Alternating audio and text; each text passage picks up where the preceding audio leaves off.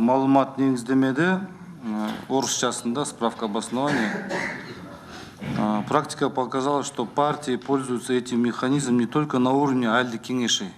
Альди кеңеште жоқ список, бул бир.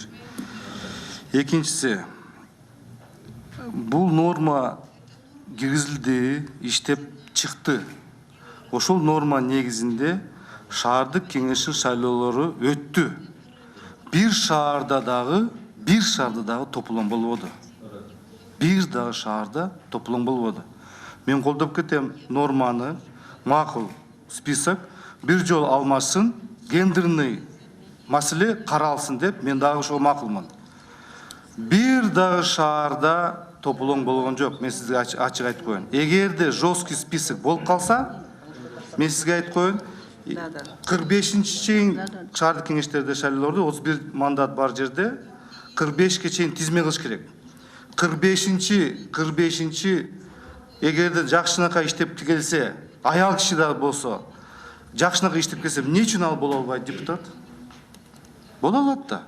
Ошол норманын негизинде. Азыр мен сизге коррупцияны айтып коеюн. Бардыгы биринчи ондукка акча берет дагы, жөнөкөй адам акча бере албайт, артта калып калат. Ошондуктан бул жерде сиздин оюңузду түшүндүк. Аял киши кирбей атат депчи. Бирок мен сизге айтып коеюн. Кайсы шаардык кеңеште аял киши жок? Бүт шаардык кеңештерде аял киши бар. Ошондуктан сиз макул болуңуз. Сиз азыр 2 жолу оюңузду өзгөртүп койдуңуз.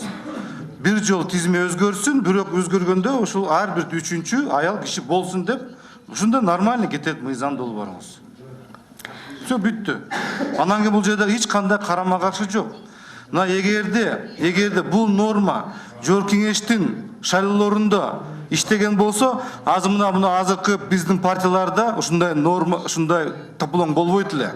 Талаш тартыш болбойт эле. Ошон үчүн бул жерде баягы башка партиялардын, башка элди, башка кандидаттар да ойлонуш керек да. Алар балким 40-чы болуп калат, 30-чы, аларга да мүмкүнчүлүк беришет да. Сиз өзүңүз жакшы билесиз, ал жерде баягы партиянын ичинде, "Ой, сен кандидатсың, давай иштегин" деп, первый десятка кирип алгандар иштебей коюшат экен.